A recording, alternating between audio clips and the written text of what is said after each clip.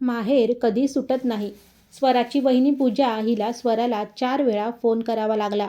पण स्वरा फोन उचलत नव्हती. स्वरा किचनमधून बाहेर आली. तेव्हा मोबाईलवर 4 मिस्ड कॉल पाहून तिचं मन एकदम अस्थिर झालं. कारण पूजाला चांगलंच ठाऊक होतं की जर स्वरा 2 फोनही उचलत नसेल तर याचा अर्थ ती घरकामात किंवा दुसऱ्या कामात गुंतलेली असते.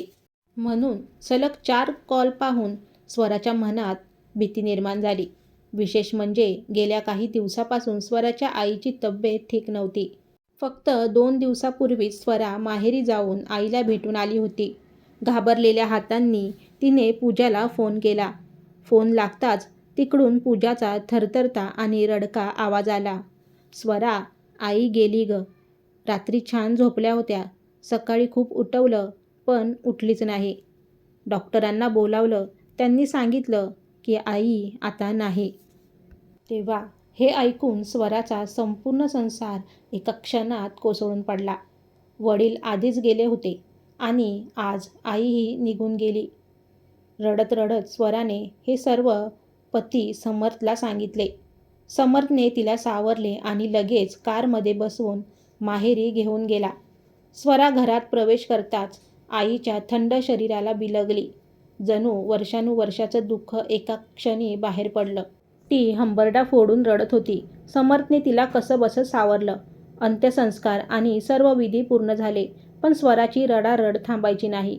प्रत्येक क्षणी आईचा चेहरा तिच्या नजरेसमोर येत होता. तेव्हा स्वराची मावशी तिच्याजवळ आली. तिने स्वराचे अश्रू पुसत प्रेमाने म्हटले, स्वरा, असं खचून जाऊ नको. बाळ, तुझी आई नाही राहिली, पण मी तर आहे ना. माझं घरही तुझंच माहेर आहे. कधीही ये, मन मोकळं कर. मावशी म्हणजे आईसारखीच असते. तुझे बाबा आधीच तुला सोडून गेले आणि आज ताईही गेली. माय गेल्यावर मुलीचं माहेर सुटून जातं बाळ. बहिणीसोबतचं नातं फक्त नावापुरतं उरतं. हे ऐकून स्वराची हृदयभिंत पूर्ण दुभंगली. तिने मावशीला मिठी मारली आणि जोरजोरात रडत म्हणाली, हो मावशी, आता माझं माहेर कुठे उरलं. पण दूर बसलेली वहिनी पूजा हे सगळं शांतपणे ऐकत होती. तिने स्वराकडे जाऊन तिला धीर दिला, रडणं थोपवलं आणि मावशीकडे पाहून शांत पण ठाम आवाजात म्हणाली, मावशीजी, तुम्ही असं कसं म्हणालात की माहेर फक्त आई असेपर्यंत असतं. आईचं स्थान कोणी घेऊ शकत नाही हे मला माहिती आहे. पण जोपर्यंत मी आणि हे आहोत तोपर्यंत स्वराचं माहेर कायम जिवंत आहे. हे घर कालही स्वराचं होतं, आजही आहे आणि उद्याही असेल. मी प्रयत्न करेन स्वराला माझ्या आईसारखं प्रेम देण्याचा.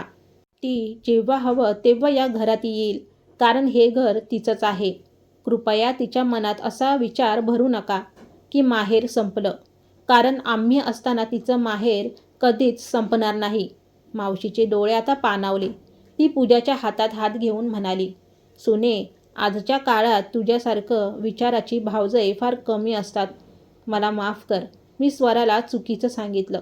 स्वरा पूजाच्या गळ्यात शिरली आणि रडत रडत म्हणाली, वहिनी, आज तुम्ही मला सिद्ध करून दाखवलं की वहिनी म्हणजे आईसारखीच असते. आई गेली तरी माझं माहेर संपलेलं नाही. जोपर्यंत तुम्ही आणि भाऊ आहात, माझं माहेर कायम जिवंत राहील. तर मित्र आणि मैत्रिणींनो, कथा ऐकल्याबद्दल धन्यवाद. कथा आवडली असेल तर नक्की कळवा, लाईक करा. धन्यवाद.